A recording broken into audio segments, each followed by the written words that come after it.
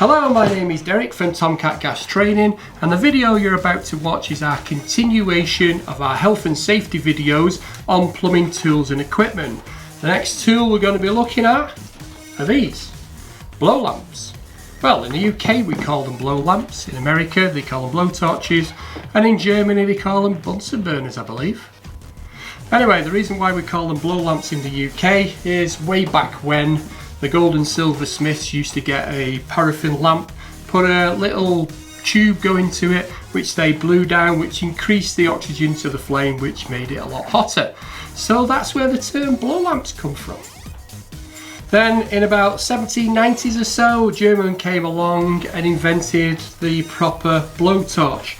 Not the one we know now, the one which was kind of a paraffin. I'll tell you what, I'll put a picture here of it and show you working what the old ones look like, which my dad used when he was an apprentice.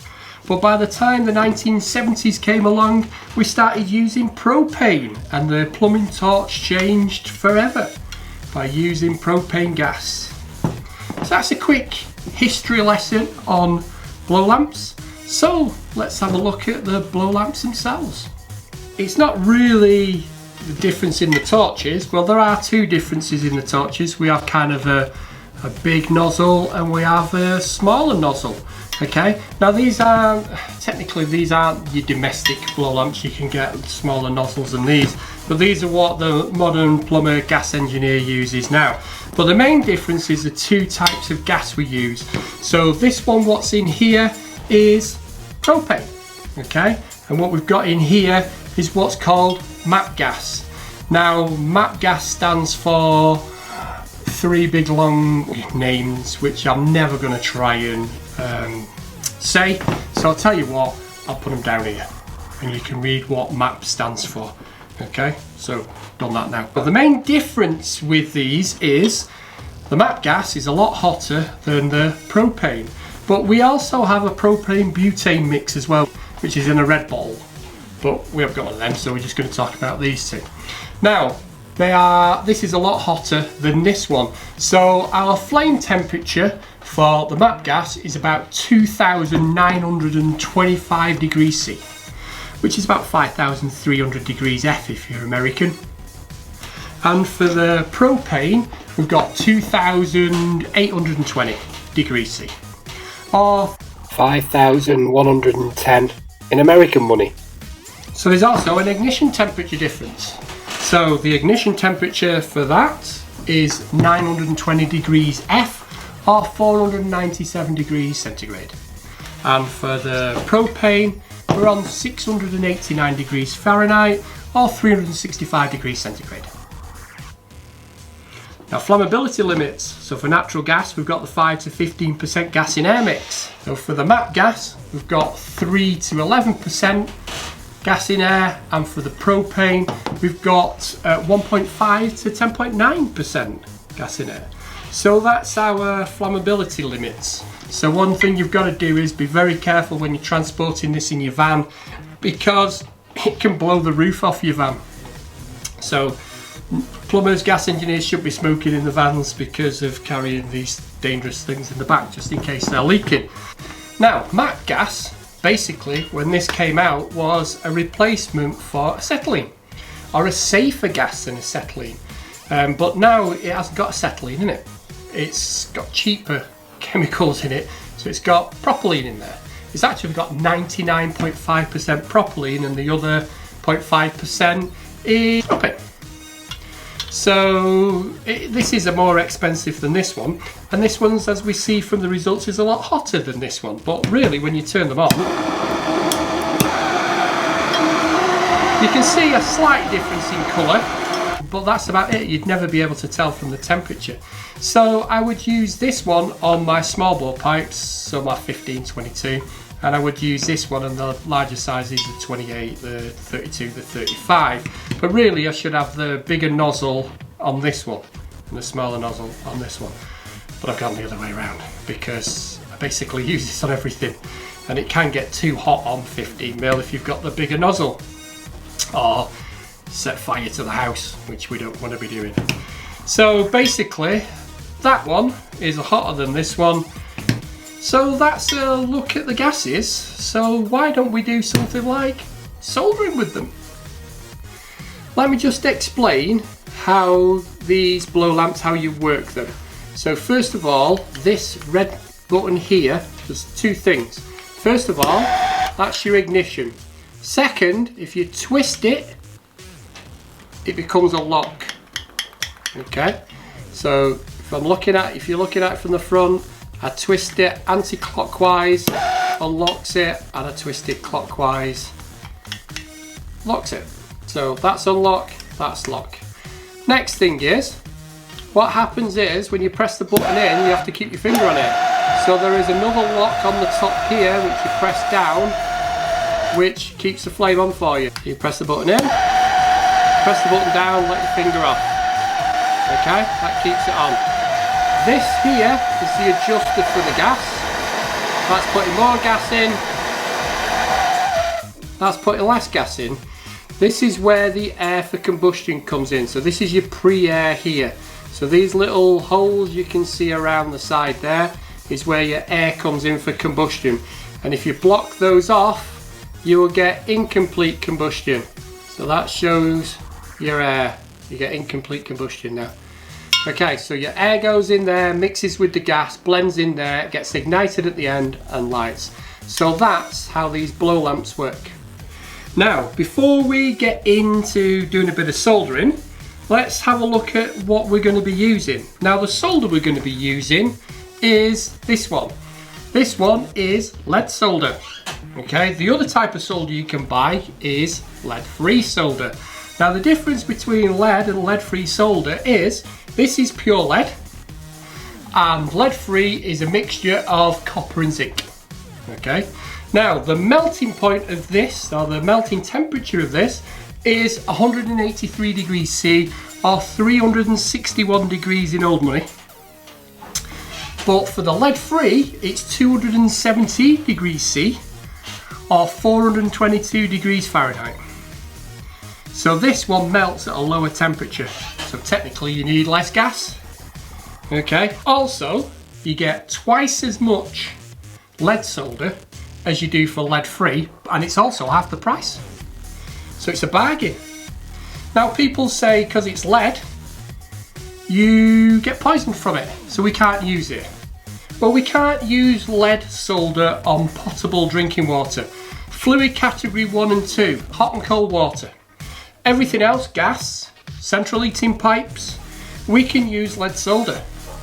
Believe it or believe it not, you can get poisoned from lead-free more than you can from leaded solder. Because it's not the solder what poison you, it's the fluxes. Okay, we're going to look at them in a minute. Okay, but if that was put in the water, the lead could dissolve into the water, and that's where you could get your lead poisoning. Okay, so that's why we can't use it on fluid category 1 and 2, but we can use it on gas and central heating. It's a lot easier to work with as well. I prefer to use it. I can't find my lead-free solder anywhere, so either someone's run off with it or I've left it on a job. Now then, the fluxes. Now this is the dangerous bit. So breathing in, even though they say on the tubs and you look at the cost sheets and everything, they say they're not toxic in well ventilated areas. So when you're soldering, guys, make sure the room's well ventilated. I always find you always have an horrible taste in your mouth when you've been soldering, but you shouldn't eat it. No, don't eat it. Anyway, so there's loads of different stuff. So this is what was about when I was an apprentice, which was this stuff. Traditional craftsman's flux. Looks like grease. Okay. Then along came, which was like revolutionary, power flux, which is like this white paste. Okay. Now this is what we call active all the time. So it's got, even though they say it's not acid based, it's got an irritant in it. It's got some way of cleaning the pipe, but it's active when it's hot or cold. Okay. This is my preferred flux, which is Laco Flux. I think this is the best on the market. And again, this is like a runnier paste. Okay. But this is only heat active. So this is allowed on gas. But if you read all the stuff for this, it doesn't say it's allowed for gas. Potable water, yes, this is potable water and gas. And then there's a new one on the market, which is the Everflow, which is proper thick. Get that? And again, this can be used on, this is heat active, it can be used on gas, water, anything you want. Okay, so picking the right flux is up to you, whatever you want to use. I prefer this, but all the rest are just as good. Okay, so the main thing what the flux does is it stops oxidization between the fitting and the pipe. So I've got a piece of 22mm pipe and I've got a T, an equal T. Okay, so you can see how that is a lot darker than that one, because that one is oxidized and that one's not as oxidized as much as that one. But they've still both oxidized, so we need to clean them before we flux them. Okay, so let's clean them first. Now, before we get started, the most important safety pieces of equipment we're ever going to use are these, which are the safety glasses. So we're going to put these on. Now, what we're going to use to clean the pipe is this. This is wire wool, and again, a lot of engineers don't like using wire wool because they get little bits in the fingers, and they wear gloves. Now, again, a lot of engineers wear gloves. I don't wear gloves at all, never have done. Something I can't work with gloves on. Okay, I like to feel what I'm doing. Okay. Anyway, so there's other things you can use. You can use Henry cloth, you can use Henry paper, and you can even use one of these sponges if it was brand new. So even one of these sponges will clean the pipe up. Okay, but I don't think anything's as good as using wire wool. Again, some guys use Henry paper, which I find Henry paper always like leaves little scratches in it. So, but if you use, so I'll clean it with the wire wool at this end.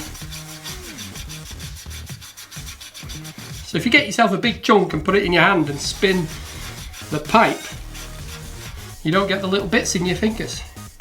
So we need to clean the pipe, and we also need to clean the fittings. Now that's a 22mm equal T, if you don't know what one of them is. That is a 22, 15, 22, see, 15 on the branch. That's what we call a 22 male-female elbow. And that's your standard 90 degree, some call them knuckle elbows. Guys call them all different kinds of names. So again, we need to clean inside the elbow. So I just get my finger, and there's loads of cleaning brushes as well. So there are loads of little implements you can have out there which will clean the pipe and the fittings for you, which speeds it up a little bit. And excuse me, you get internal and external. But I'm an old fart. You know, I remember my dad saying, "Ooh, this plastic pipe will be the end of plumbing," when I was an apprentice. And I'm going to my son, who's also a gas engineer, this press fit will be the end of plumbing. So plumbing's evolving, we need to keep up, and I try to keep up. So, I've cleaned it. Other types of fittings we have are what's called integral soldering fittings, where the lead-free solder is actually inside the fitting, and technically all you have to do is heat up the fitting to melt the solder, and you don't really need to add any solder, but everybody always does. So that's integral soldering, which are called Yorkshire in the trade. Now, one of the things you shouldn't do after you've cleaned it is start putting your hand on it. Okay, you're transferring now your sweaty, greasy, horrible hand onto the pipe. So keep your fingers out of the fittings and out of the pipe work. Okay, now fluxing, I'm going to use my Laco. Now, fluxing, you read all the manuals, they tell you to use a flux brush, get it on there, and then just liberally place it onto the pipe. Okay, now that's what they say in all the instruction books, all the manufacturer's instructions, all the training manuals, they'll all tell you to use a flux brush. You should never ever go inside the fitting. Okay, so they say You should never do that. And there's no need to put flux inside the fitting and on the pipe. I always put it in the pipe. Because I don't have brushes, I only have brushes here. When I'm on site, I just do that. But you're not supposed to do that. And then when I put the fitting into there, I give it a twist. Now, other guys say the excess you've got there. Let me just find a cloth.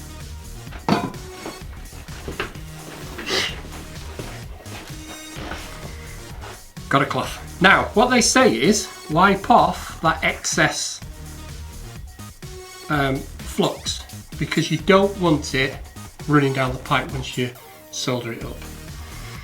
I personally don't do that. But for some reason now guys on the internet like to polish the pipes.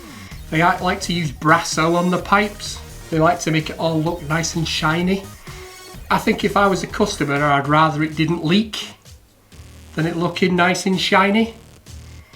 Anyway, so I need another piece of pipe in there, so I'm going to use my pipe slices. Now when you're soldering, you should always fill every hole fitting without a pipe inside it. And that's because you'll oxidize it as soon as you put heat on it.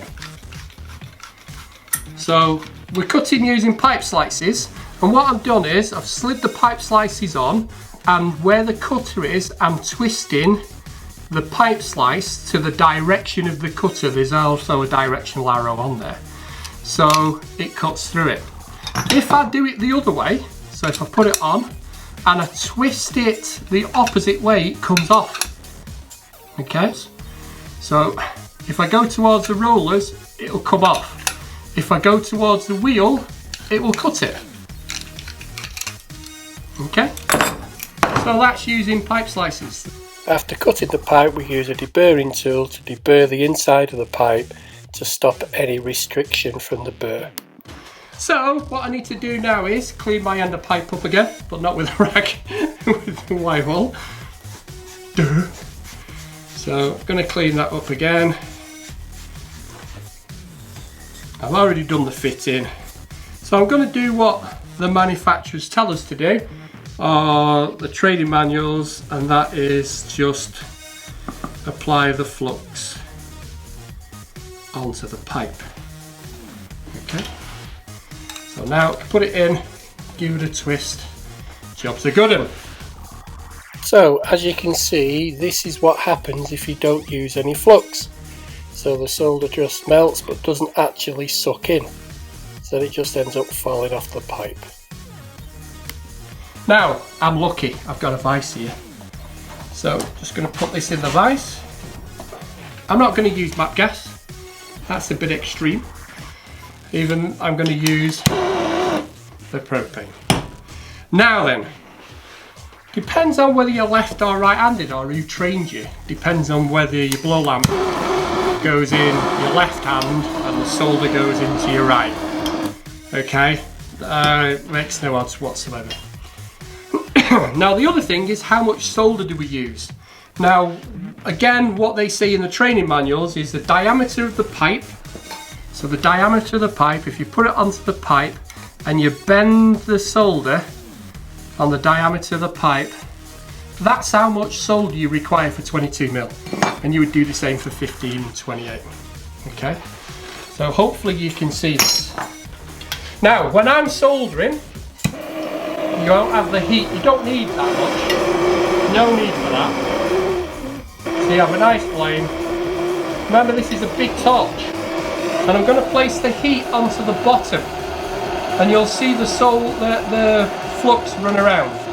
Now what I do is I just dab it until it starts to run.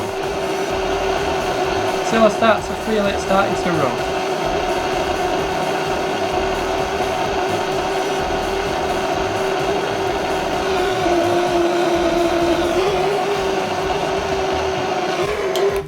And that's it. That's gone all the way around. Okay.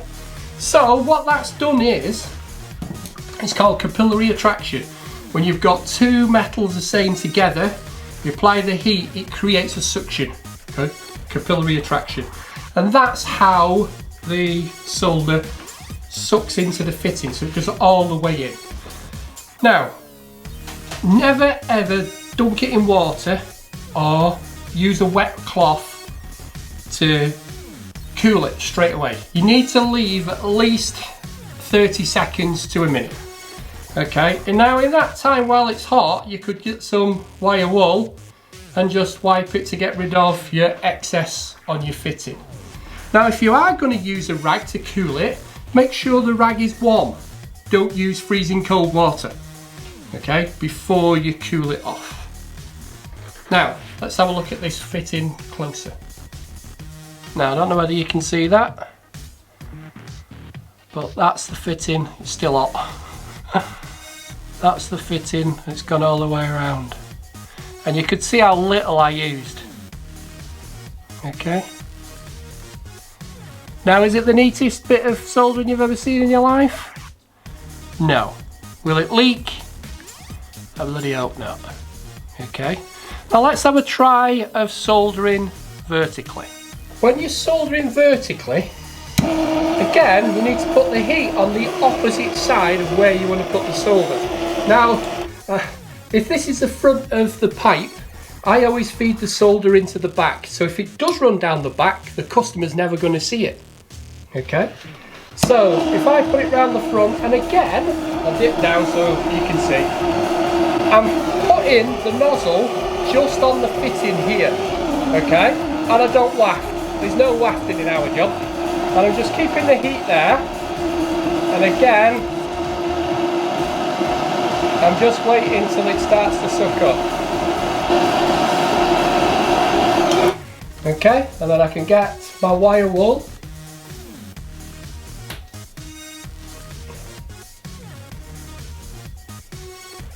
And I can just brush it. And again, I hardly used any solder. Okay, it's called overfeeding when you use too much solder. You don't want to be doing that. Now, this is the hardest bit of soldering, is when you're soldering vertically. Okay, but again, as long as you haven't got what we call snots in the trade running down the pipe, does it really matter what it looks like? The customer's not going to go, wow, that's amazing, you've got no snots on your pipe. They haven't got a clue. What they're going to say is, can I box those shiny pipes in because they look horrible? And you've just spent half an hour with your brasso cleaning it up, and your customer wants it boxing in. You'll do your best pipe work in the world, it'll be straight, you'll do perfect passovers, everything will look amazing to you, but to your customer it looks like a load of ugly pipes. So they don't care if it's shiny or not. So what's the point? The point is it sucked all the way in? Is it completely waterproof?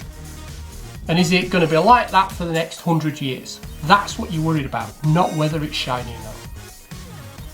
So don't bother shining it. So let's have a closer look at this. Okay, so you can see it's gone all the way around. And that's what we're interested in. Has that solder gone all the way around? What I'm going to show you now is what happens if you overheat the fitting. So I've got the matte gas here. Okay, so this is the hottest thing I've got. I'm going to put it on full burn. I'll explain what I'm doing because you probably won't hear. I'm going to put it on full burn and I'm going to keep the heat on the fitting. Let's see what happens to the fitting, and then I'm going to try and put some solder on it. So here goes. So I'm just pointing the nozzle at the fitting like you would do. And you can start to see the flux is burning off. So that smoke you can see there is the flux. Now I didn't overfeed it with flux. This is why you need it well ventilated. So this fitting now is getting pretty hot. And what I've done is I've boiled away all the flux.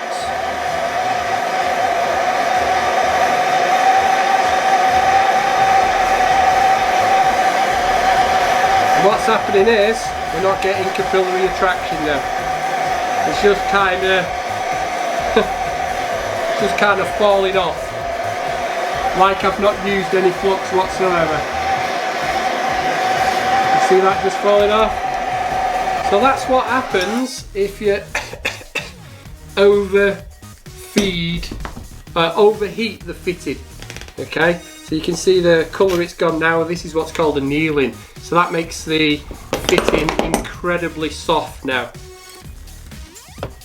You can literally squeeze that now with the grips and it makes it incredibly soft, easily damaged. Okay, so don't overheat the fitting because it'll just leak.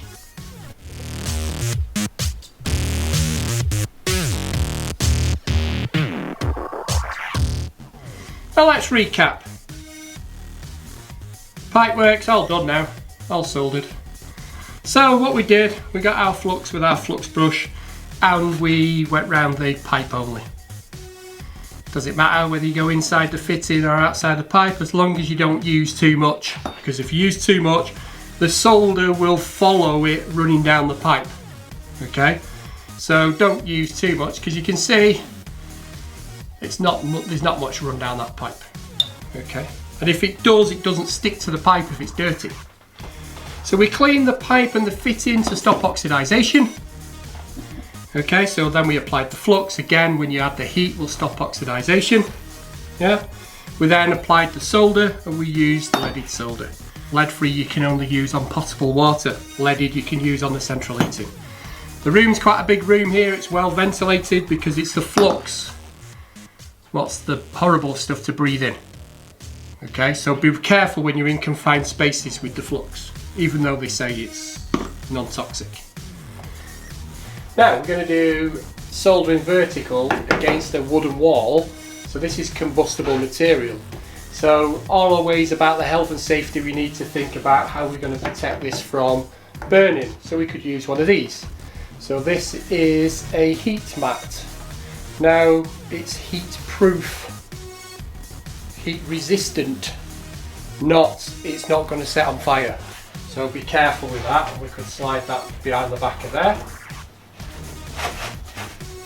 protecting the wood. We could also use this stuff, which is really good stuff. This is a cool gel which you can spray around, but again, we're not directing the flame at it, it's only heat proof. You're not going to put the full flame at it. So I've set this little experiment up to prove how good the gel is. So this piece of emery paper on the left has got no gel on it, the one on the right has the gel on it. This is a MAP gas flame and you can see I'm virtually touching the paper and it's not setting on fire. Touch this one, it sets on fire instantly. Now I need to find a place where the gel still is because the gel's evaporating and you can it's still protected. So this is the results. So you can see the one on the right is not set on fire. The other thing is we might need one of these. Okay, so this is a CO2 fire extinguisher. Okay, you could also use a water fire extinguisher because it's wood. Okay, but we've got electrics around here, so you won't really want to be using water. So I'm going to show you now how to solder vertically against a wall. Now again, what I've done is I've cleaned the pipe, I've cleaned the fittings, I've put the flux using my flux brush just around the pipe. I've put them together, then I've wiped off the excess flux on the bottom. What I'm also going to do is I'm going to put the blow lamp on this side, so I'm not directing it at the wood. I'm going to put it on this side and I'm going to feed the solder in from round the back here. So if it does drip down, the customer's never going to see it. So let's have a go at that now.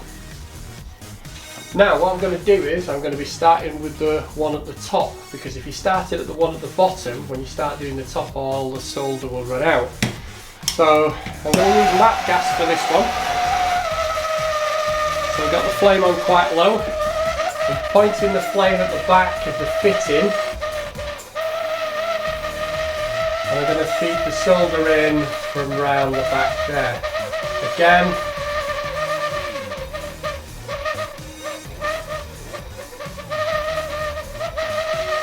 I'll just wait until it gets hot enough.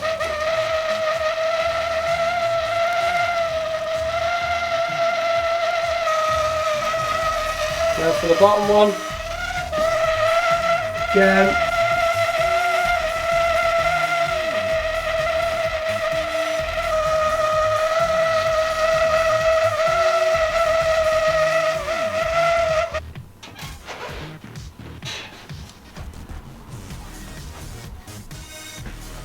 So again, leave it for 30 seconds before you start cleaning it up.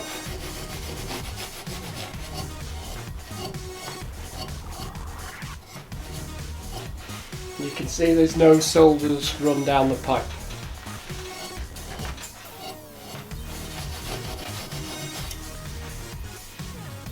So let's get that pressure tested. Now I've got it all rigged up and set up for pressure testing. So to do the pressure test we need to pressurise it to 1.5 times working pressure for an hour if it was on site, if we didn't have plastic pipe in there. There's 2 other tests you should do with plastic pipe, but I'll explain those later or in other videos. So I'm just going to put 3 bar in for now and see if our soldered joints actually are soldered okay. Bear with me. Well, I've actually put 5 bar in, and we'll have a closer look in a minute. So if this was on site I'd have to leave it for an hour and make sure no pressure drops or I had no leaks, but my soldering looks okay, no leaks. That's pressure testing. Now one of the things you can't do is solder a fitting up while there's water in your pipe, because what happens is the water takes all the heat out of the pipe, which stops the solder getting up to melting point and being drawn in by the capillary attraction. So I've got a little experiment lined up to show you what happens, so let's have a look at that. Now we're going to do a little experiment, so don't try this at home, children, unless you're supervised by an adult. I am a trained professional. Anyway, so before we do anything we need to put on our safety glasses. Okay, so here we have a plastic bag. Okay, this is a supermarket plastic bag. Other supermarkets are available. Now if I cut the corner off here, so I cut the corner off here and I take my blow lamp and I just touch the bag. You can see how easy the bag sets on fire and melts. So let's put the fire out. So now you know why we're near the kitchen sink. Now, what I'm going to do now is I'm going to fill this plastic bag with water.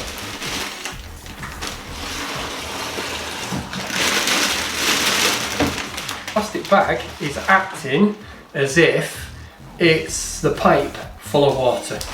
Okay, so it does have holes in this though, this bag, to stop you suffocating if you put it over your head. And this is the only bag I could find with only a few holes in. So if I take the blow lamp now and I put it under the water,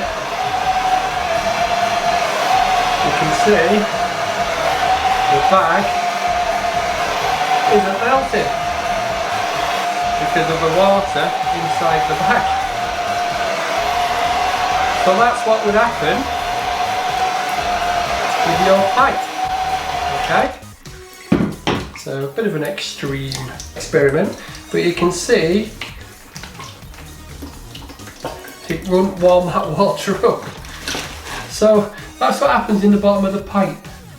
The pipe warms the water up, the water then starts to evaporate and boil inside there, which turns to steam, and no matter what you do, you're never going to get solder to run inside that pipe. So you need to make sure when you're soldering a pipe that there's no water in the bottom of it at all. I just want to finish off with a few little hacks and a few little tricks I've learned over the years of doing this job. Now one of them is, this pipe is, I don't know whether you can see that, completely full right to the top with water, and we want to solder this fitting here. So we need to get rid of that water. Well, there are a few things we can do, a few things we can use. Get a scrap piece of pipe, slide it, well, the next size down from your 1 to empty. So we slide that all the way down to the bottom, Some of the water will come out because of the displacement. You stick your thumb over the end, you pull it out, and it will empty the water for you. So down to the bottom, stick your thumb out, and that will empty the water all the way down to the bottom. Another way you could use is, let me go and get it, a manometer tube. So you could slide your manometer tube in, and one of the things you don't want to be doing, if that isn't potable water, is sucking. You can blow the water out. Okay, so that's another way you could do it, but it's a bit messy that way. That's another way you could do it. Or you could do the same thing again. You could slide that in, put your finger over the hole, and you can get the water out that way. So loads of different ways to get water, but it's important to get rid of that water. Now the next one is getting olives off without a removal tool. So basically, I'm gonna take the nut off. Okay, so we've got left with a brass olive. To get the olive off, just get your grips, gently squeeze, and pull it off. How easy was that? Okay, and you can now remove that. It's a lot easier with brass olives than it is with copper olives, but you can still do it with copper olives. Don't need a removal tool. Now this program is all about the health and safety of soldering. Okay, so little stand. Okay, made this stand. Well, actually, one of the trainees to make them. So make this stand so when you come to solder, it's a lot easier. Got a piece of 15mm pipe, slides in like that. You can then get the blow lamp, and you can then solder up safely. Okay. Now you can even slide the heat mat underneath. So this is made the width of the heat mat. Okay. Now if you want me to show you how to make this, put the comments down below and I'll give you the dimensions. Okay. So that's one of the things. Now another thing I've made, this little beauty. So this is a stand for your blow lamp. Okay. So when you're soldering away and you're on somebody's carpet, you've got it all sheeted up, you've got somewhere to put your blow lamp, because that will get very hot once you've used it. And one thing you never do is stand your blow lamp up like that when you're finished. Okay, so we don't stand it up like that because it can quite easily be knocked over. So why not make yourself a little stand to keep it there so it keeps the heat off the ground and it's stable, it's not going to fall over. Okay, and again, if you want me to do a video on how to make this, leave the comments down below in the section below and I'll show you how to make it. And another thing you can do is you can light the blow lamp, place it on the stand, you know it's secure, and you can now use two hands to say like unsweater fitting. You've got the heat mat at the bottom,